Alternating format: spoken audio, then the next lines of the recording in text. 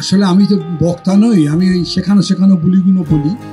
তো যাই হোক, আমি এখানে এসে একটা আকস্মিক পাওনা হলো এটা, যে এই যে রাখি বন্ধন, তো সেই রবি ঠাকুর সেই দেশভাগের সময় চালু করে দিয়েছিলেন। এখনও যে এটা চলছে এবং এত একটা প্রীতির সম্পর্ক প্রত্যেকের সঙ্গে গড়ে ওঠে। যতই যাই লাভলির সঙ্গে আমার সম্পর্ক খারাপ থাক, কিন্তু রাখির দিন আমাকে সম্পর্কটা ভালো রাখতেই হবে। তো এর বেশি কথা বলবো না। এত সুন্দর বলেছেন দুজনকে অশেষ ধন্যবাদ।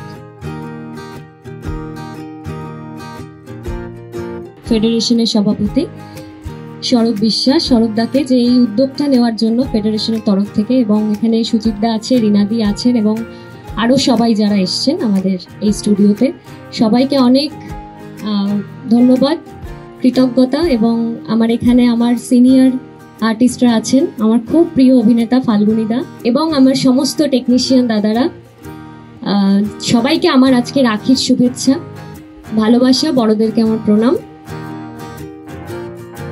দিগন্ত অনেক কথা বললো, আলাদাভাবে বললো যে আমরা সবাই মিলে একসঙ্গে কাজ করি। আমি তো চিরকাল দেখে আসছি একসঙ্গেই আমরা কাজ করি, সেই জন্য তো আমরা ইউনিট, তাই না? আমরা তো ইউনিট বলি, শুটিং ইউনিট বলি। ইউনিট মানে তো এক, আমরা সবসময় এক। কখনো এটা ভাবার দরকারই নেই যে আমরা আলাদা।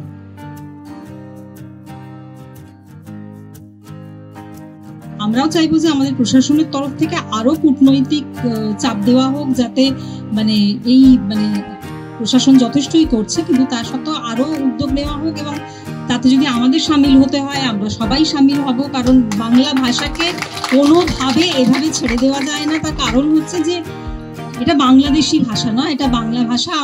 আমি যে ভাষায় জন্মে মা বলেছিলাম সেটা আমার ভাষা, আমার মায়ের ভাষা এটা। এবং তার জায়গায় আমরা সবাই একসাথে লড়াই করতে প্রস্তুত। এবং সবচেয়ে সত্যি সাফার করছে যারা, তাদের জন্য আমাদের ভীষণ খারাপ লাগছে। আমরা তো প্রিভিলেজ, আমরা বসে হয়তো দু চারটে বাক্য দিয়ে দিচ্ছি, কিন্তু যারা ওখানে কাজ করতে যাচ্ছে তাদের বড্ডই কষ্ট হচ্ছে।